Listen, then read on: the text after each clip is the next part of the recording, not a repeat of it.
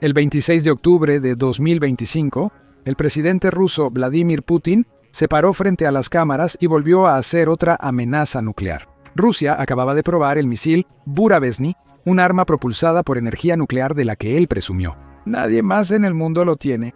Días después, él se jactó del misil submarino Poseidón, supuestamente indetectable e imparable. Pero esto es lo que Putin no quiere que sepas. Estas demostraciones cada vez más desesperadas de amenazas nucleares y las llamadas líneas rojas que se atreve a desafiar a las naciones a cruzar no son señales de fuerza. Son síntomas de una superpotencia moribunda aferrándose a su última carta. Y los líderes occidentales por fin llaman su farol. Después de casi 4 años de amenazas nucleares, el mundo ha visto a Putin trazar líneas rojas tantas veces que la pintura ha tenido tiempo de secarse.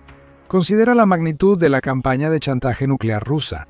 Según la base de datos de La Voz de América, funcionarios rusos hicieron 135 amenazas nucleares entre febrero de 2022 y diciembre de 2024.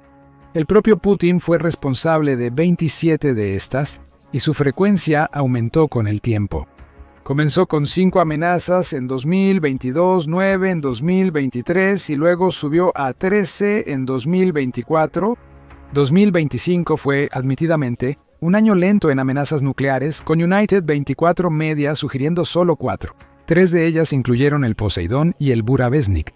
Todos los anuncios se hicieron en un lapso de 2 semanas. El presidente Donald Trump resaltó lo absurdo de prestar atención al presidente ruso cuando le preguntaron sobre el anuncio de misiles de Putin. Sé que tenemos el mejor submarino nuclear del mundo frente a sus costas, así que no tiene que recorrer 8.000 millas y ellos no están jugando con nosotros. Nosotros tampoco estamos jugando con ellos. Luego, visiblemente enojado, agregó: él debería terminar la guerra. Una guerra que debió haber durado una semana, ya lleva 4 años. Eso es lo que debería hacer. En lugar de probar misiles, el despido de Trump marca un punto de inflexión.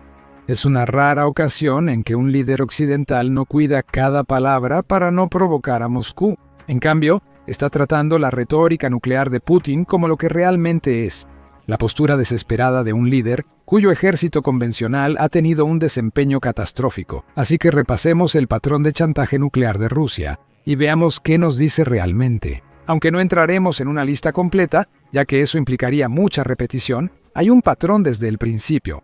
Cada vez que Ucrania o la OTAN logran un avance significativo, Putin recurre a su manual nuclear. Se ha vuelto tan predecible como es: vacío. 24 de febrero de 2022, primer día. Putin lanza su operación militar especial con una amenaza nuclear apenas disimulada, sugiriendo que cualquiera que intente interferir con Rusia verá consecuencias que nunca ha visto. Estas fueron palabras fuertes, pero también el primer error. Rusia esencialmente amenazó con una guerra nuclear antes siquiera de intentar ganar de manera convencional, para tratar de aislar a Ucrania del resto del mundo. 27 de febrero de 2022, día 3. Cuando queda claro que Ucrania no caerá en 48 horas, Putin ordena que las fuerzas nucleares de Rusia entren en un modo especial de combate. Deber, un término elegante para estado de máxima alerta. Occidente toma nota. 20 de abril de 2022. Rusia prueba el RS-28 Sarmat. El jefe de Roscosmos, Dmitry Rogozin, aseguró antes que este misil balístico intercontinental puede destruir cualquier sistema antimisiles. Estados Unidos respondió que era una prueba rutinaria notificada según el nuevo Tratado de Reducción de Armas Estratégicas, pero el momento revela la frustración de Putin mientras la resistencia ucraniana continúa. 24 de abril de 2022. Sergei Lavrov advierte que el apoyo occidental a Ucrania podría causar la Tercera Guerra Mundial. Esto sucede un día después de la reunión entre Antony Blinken y Zelensky en Kiev. El mensaje es claro: dejen de ayudar a Ucrania, o de lo contrario, Occidente seguirá haciéndolo. Esto ocurrió solo 2 meses después de que iniciara la invasión y ya hubo 4 amenazas. Junio de 2022, la línea roja de los HIMARS. La administración del presidente Joe Biden argumentó que proporcionar sistemas de cohetes de artillería de alta movilidad, o HIMARS, sería una provocación inaceptable. Los funcionarios rusos repitieron esta advertencia sobre consecuencias graves. Luego, Ucrania empezó a ganar batallas clave en abril y mayo. De repente, los HIMARS ya no parecían tan provocativos. Estados Unidos los envió, Rusia no hizo nada. y la OTAN aprendió rápidamente que las líneas rojas de Rusia parecían tener una flexibilidad prácticamente ilimitada en su interpretación. Julio de 2022 y marzo de 2023. En dos ocasiones distintas, el expresidente ruso Dmitry Medvedev sugirió que si Ucrania atacaba Crimea, un antiguo territorio ucraniano, provocaría un juicio, una respuesta inmediata con cualquier arma necesaria, implicando naturalmente el uso de misiles nucleares. Aunque la primera amenaza fue tomada en cuenta en cierta medida por Ucrania y la OTAN, Ucrania terminaría desarrollando y recibiendo drones de largo alcance que utilizó para intentar dañar el puente de Jersón y la infraestructura circundante. Así que cuando una amenaza no fue suficiente, Medvedev tuvo que redoblar la apuesta y aún así no fue tomado en serio. 21 de septiembre de 2022. Putin anuncia una movilización parcial y declara: en caso de una amenaza a la integridad territorial de nuestro país y para defender a Rusia y a nuestro pueblo, sin duda haremos uso de todos los sistemas de armas que tenemos a nuestra disposición. Esto no es un farol. Sin embargo, aunque Ucrania sigue atacando territorio ruso con drones, no han aparecido armas nucleares. En ese mismo mes, Putin también anexó las regiones de Donetsk, Lugansk, Cherson y Zaporilla. Rusia ni siquiera las controla completamente y las declaró territorio ruso. La amenaza implícita era que atacar suelo ruso podría arriesgar una represalia nuclear. Ucrania respondió liberando la ciudad de Jersón para noviembre, empujando a las fuerzas rusas al otro lado del río Dnieper. Rusia respondió con más amenazas, mientras sus soldados huían para salvarse.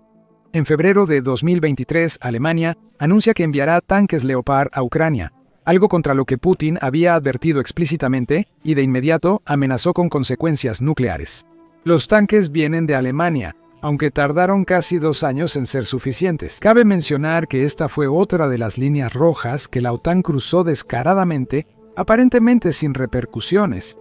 Junio de 2023, Putin anuncia el traslado de armas nucleares tácticas a Bielorrusia. Se supone que esto debería poner nervioso a Occidente. En cambio, termina siendo un gesto simbólico que no cambia nada en el terreno.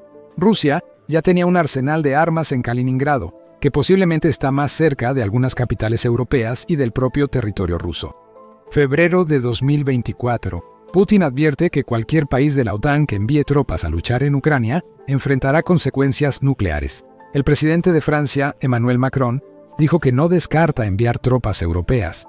Putin ordena ejercicios con armas nucleares. Al final, la OTAN no envió ninguna tropa, y Ucrania logró resistir con su reserva de recursos humanos nacionales y el ingenio de siempre para desarrollar drones y compensar el déficit de números. Agosto de 2024, Ucrania invade Kursk y lanza ataques contra otras regiones rusas. Putin había dicho que una amenaza directa al territorio ruso con armas de la OTAN que ayudaran a Ucrania sería igual a una guerra entre Rusia y la OTAN. No hubo declaración oficial de guerra, y Rusia necesitaría 6 meses para sofocar la incursión ucraniana en Kursk. Ucrania consiguió esta victoria por sí sola, lo que llevó al presidente Biden a autorizar el uso de misiles ATACMS de largo alcance contra objetivos en Rusia en noviembre de 2024. La respuesta de Putin fue casi cómica en su previsibilidad. Firmó una doctrina nuclear actualizada esa misma semana, bajando el umbral para el uso de armas nucleares. La nueva doctrina establece que un ataque de un estado no nuclear respaldado por una potencia nuclear podría desencadenar una represalia nuclear. Luego, el 19 de noviembre de 2024, Ucrania realmente ataca una instalación militar en la región de Bryansk, Rusia, con misiles ATACMS. Lavrov, ministro de Relaciones Exteriores ruso, dice que esto es una nueva fase de la guerra de Occidente contra Rusia. El portavoz del Kremlin, Dmitry Peskov, advierte que la doctrina ahora permite una respuesta nuclear. Y, sin embargo, no pasó nada. Rusia lanzó el misil Oreshnik, un misil balístico de alcance intermedio capaz de portar ojivas nucleares, aunque esta vez usó armas convencionales. Es su teatro nuclear para mostrar lo que Rusia podría hacer, pero con cuidado, sin llegar a hacerlo. 21 de noviembre de 2024, Ucrania lanza misiles Storm Shadow británicos. El embajador ruso en Reino Unido dice que Gran Bretaña ya participa directamente en la guerra. Una vez más, supuestamente se ha cruzado el umbral nuclear. Una vez más, no se utilizan armas nucleares. Luego llegamos a 2025 y una nueva ráfaga de amenazas mientras Rusia exhibe sus supuestos sistemas perfectos. Pero Putin sigue haciendo estas amenazas que no funcionan, precisamente porque literalmente es todo lo que le queda. Considera la posición estratégica de Rusia. Al inicio de la guerra, Rusia contaba con superioridad numérica, industrial y sorpresa. 3 años después, ha logrado ocupar aproximadamente 1 de territorio ucraniano adicional al costo de un estimado de 14 millones de bajas rusas, una economía devastada y aislamiento internacional. La tan alabada doctrina militar de Rusia ha demostrado ser catastróficamente inadecuada para la guerra moderna. A diferencia de las fuerzas de la OTAN que aprenden de la experiencia en el campo de batalla, Rusia recurre a escenarios rígidos y preplanificados, así como a una guerra de desgaste. Cuando las unidades rusas se encuentran con una resistencia inesperada, a menudo no pueden adaptarse y los oficiales no pueden tomar decisiones autónomas. Esto resultó en tácticas predecibles que las fuerzas ucranianas explotaron repetidamente. El desastre en el aeropuerto de Hostomel el primer día marcó la pauta. Rusia envió entre 200 y 300 tropas especiales en helicópteros para tomar un aeródromo cerca de Kiev. El plan era llevar refuerzos por aire y avanzar a la capital. En cambio, los defensores ucranianos derribaron 4 helicópteros, bloquearon las pistas y obligaron a abortar toda la operación. Se avistaron 18 aviones de transporte con hasta 4.000 soldados dirigiéndose hacia Hostomel, pero se dieron la vuelta en lugar de aterrizar bajo fuego. Este fracaso táctico expuso problemas estructurales profundos. La invasión de Putin no fue planeada por el mando militar de Rusia, sino por el Servicio Federal de Seguridad, es decir, los servicios de seguridad. Esperaban que Ucrania capitulara en 10 días.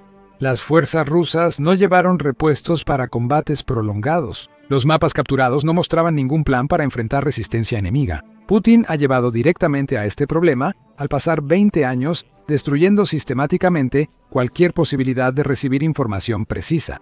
Se rodeó de aduladores que solo le dicen lo que quiere oír, no lo que necesita saber. El Servicio Federal de Seguridad ajustaba informes sobre Ucrania para alinearlos con las creencias de Putin, que Ucrania no era legítima, que los ucranianos recibirían a los rusos como liberadores y que Occidente no intervendría decisivamente. Sin oposición, Rusia debe cumplir órdenes contrarias a sus intereses futuros.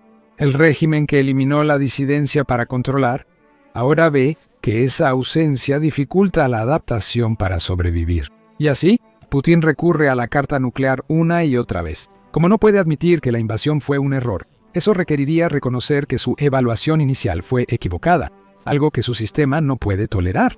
Al mismo tiempo, Rusia no puede ganar de manera convencional, ya que su ejército hasta ahora ha demostrado ser incapaz frente a una fuerza ucraniana más pequeña entrenada por la OTAN. No puede negociar desde una posición fuerte. Al perder territorio en las contraofensivas, las amenazas nucleares son la última herramienta de Putin para proyectar poder. Tienen 4 objetivos principales, lo que los hace valiosos, pero deben usarse con moderación e intención, algo que aún no vemos. Pueden distraer de los fracasos militares. Tras cada gran derrota de Rusia en el campo de batalla, aumenta la retórica nuclear. Por ejemplo, si Rusia no puede tomar Pokrovsk, prueba un nuevo misil, que casualmente podría usarse para arrasar toda la ciudad. Cuando Rusia perdió territorios ocupados o fue invadida por Ucrania, consideró esto un acto sucio que justificaba una respuesta nuclear, no solo contra Ucrania, sino también contra sus aliados. Es una distracción clásica. Una amenaza nuclear intimida a líderes occidentales adversos al riesgo. Son elegidos democráticamente y rinden cuentas a votantes que temen una guerra nuclear. Esto los hace candidatos principales para retirarse de resoluciones clave de la OTAN que implicarían enviar más equipo moderno a Ucrania. Pero incluso esta estrategia está funcionando cada vez menos. En 2025, cuando la mayor parte de Europa se unió para aumentar la preparación militar y compartir parte de la carga del liderazgo de la OTAN. Los medios estatales rusos amplifican amenazas nucleares y muestran a Putin como líder fuerte que frena la agresión occidental ante una audiencia rusa consumidora de propaganda del Kremlin. Estas amenazas son prueba de que Rusia sigue siendo una superpotencia, sin importar el desempeño militar real. Finalmente, el control de Putin sobre el poder depende de unos cuantos cientos de personas clave, los servicios de seguridad, el mando militar y los oligarcas. Estas personas necesitan creer que Putin gana, o al menos no pierde catastróficamente. Las amenazas nucleares sirven como evidencia de que Rusia todavía tiene cartas por jugar, incluso cuando la guerra convencional se le está escapando de las manos. El Consejo Atlántico lo dijo perfectamente. Putin se volvió un gángster geopolítico. El financiero inglés y activista Bill Browder comparó a Putin con un jefe de la mafia. Oh, como el tipo más brutal en el patio de la prisión, para disfrazar las capacidades militares de Rusia que se están erosionando constantemente. Como un gángster debilitado que solo intimida por su reputación, Putin amenaza con consecuencias que ya no puede ni quiere cumplir. Pero abordemos la pregunta obvia. Si Putin está tan desesperado, ¿qué le impide realmente usar armas nucleares? La respuesta es simple. Incluso Putin sabe lo suicida que sería. Esto es lo que sucedería de manera realista si Rusia usara incluso un solo arma nuclear táctica de 10 kilotones en Ucrania. En cuestión de segundos, todo en un radio de medio kilómetro sería vaporizado. La ciudad, digamos Zaporilla, con sus 700.000 habitantes, queda prácticamente destruida. En minutos, detectores de radiación en Europa registran la detonación. Las líneas de comunicación seguras entre Kiev, Washington, Londres, París y Berlín están llenas de actividad. Rusia ha cruzado el umbral nuclear. La OTAN casi con toda seguridad declararía esto como un acto que requiere una respuesta inmediata. No porque la OTAN quiera una guerra nuclear, sino porque permitir que Rusia use armas nucleares con impunidad destruiría el marco de no proliferación nuclear que ha evitado una guerra nuclear durante casi 80 años. El principio se llama escalar para desescalar en la jerga militar, pero la realidad es mucho más simple. Si permites el uso de armas nucleares sin consecuencias graves, volverán a usarlas y podría ser el siguiente objetivo. Al final, otros también las usarán. Así que la OTAN se vería obligada a responder. Tal vez lance ataques convencionales masivos contra las fuerzas rusas en Ucrania. Tal vez use sus propias armas nucleares tácticas dirigidas a instalaciones militares rusas. Tal vez declare la guerra directa contra Rusia. Putin, ante el colapso de su régimen y posible derrota, decide que si cae, podría llevarse al mundo con él. Así que autoriza un intercambio nuclear total, al que el resto del mundo responde de la misma manera. En menos de una hora, cientos de ojivas nucleares vuelan. Ciudades en toda Rusia, Estados Unidos y Europa son destruidas. En cuestión de horas, decenas de millones de personas mueren por las explosiones inmediatas. En pocos días, los muertos aumentan mientras la radiación se extiende y los incendios arrasan ciudades destruidas. En semanas, 150 millones de toneladas de humo y hollín llegan a la estratosfera, provocando un invierno nuclear en 6 meses, el descenso de temperaturas globales y el fracaso de cosechas en 2 años. Las temperaturas globales han caído 14 grados Celsius y la producción agrícola colapsa en todo el mundo. En una década, se estima que 5.000 millones de personas habrán muerto, la mayoría por hambre, no por armas nucleares. La civilización moderna colapsó. Los sobrevivientes enfrentan un planeta radiactivo con regiones inhabitables por generaciones. Entonces, ¿por qué Putin no lo hará? Ante todo, Putin quiere ganar. Quiere que Rusia sea temida y respetada como una gran potencia. Quiere restaurar lo que él considera la esfera de influencia legítima de Rusia. El uso de armas nucleares no cumple estos objetivos, los destruye. Un ataque nuclear contra Ucrania lograría 4 cosas. Destruiría el mismo territorio y a la gente que Rusia afirma estar tratando de liberar. Esto aseguraría la intervención directa de la OTAN en la guerra y probablemente causaría la muerte de Putin, ya sea por represalia de la OTAN o por su propia seguridad para protegerse. Eliminaría cualquier apoyo internacional restante, incluyendo el de China e India. Putin es muchas cosas, pero no está loco. Él entiende que usar armas nucleares básicamente acabaría con su régimen y posiblemente con Rusia en su totalidad. El segundo punto surge fuera de Rusia, en la cumbre del G20 en Bali en noviembre de 2022, cuando la situación rusa en Jersón se volvía desesperada. El presidente Biden se reunió con Xi Jinping. La inteligencia indica que Xi le dijo a Putin que no usara armas nucleares. La oposición de China importa enormemente. La economía de Rusia depende cada vez más del comercio con China, especialmente para las exportaciones de petróleo y gas que las sanciones occidentales han restringido. Si China se opusiera a Rusia por usar armas nucleares, Putin quedaría totalmente aislado económicamente. China se opone al uso de armas nucleares porque podría sentar un precedente aplicable a Taiwán. Amenaza el sistema económico global que beneficia a China y arriesga una escalada nuclear que pondría en peligro sus intereses. En tercer lugar, Putin invadió Ucrania porque quiere Ucrania, ya sea por su gente, sus recursos, su posición estratégica, su capacidad industrial o, lo más probable, todo lo anterior. Un arma nuclear simplemente destruye lo que intentas capturar, haciendo que el territorio sea temporalmente inhabitable y matando a la población que afirmas estar protegiendo. Si Putin solo buscara destrucción, habría usado armas nucleares desde el inicio. El que no lo haya hecho tras casi 4 años de guerra y muchas líneas rojas cruzadas, muestra que aún cree que puede ganar. Ucrania, de manera convencional, o presionar a Occidente para que acepte un acuerdo de paz favorable usando un arma nuclear, sería básicamente admitir una derrota total. Si prefieres destruir lo que no puedes ganar, renunciaste a los objetivos originales. Finalmente, hay una verdad algo solemne. El chantaje nuclear de Putin ha sido parcialmente exitoso. Alemania sigue sin dar misiles Taurus. Estados Unidos pospuso 20 meses la entrega de ATACMS. Los F-16 llegan mucho después de lo que Ucrania pidió. Cada sistema de armas se debate largamente mientras funcionarios occidentales evalúan riesgos de escalada. Este enfoque cauteloso le ha costado a Ucrania. Imaginen si Ucrania hubiera recibido los F-16 de ATACMS y misiles de largo alcance en 2022 durante su exitosa contraofensiva en Kharkov. La guerra podría ser muy diferente. La amenaza nuclear rusa logró frenar, aunque no detener, la ayuda occidental. Cuando Putin decida usar un arma nuclear, solo 2 cosas pueden pasar. O la OTAN responde con fuerza abrumadora y Rusia lo pierde todo, o la OTAN retrocede y demuestra que el chantaje nuclear funciona mejor de lo esperado.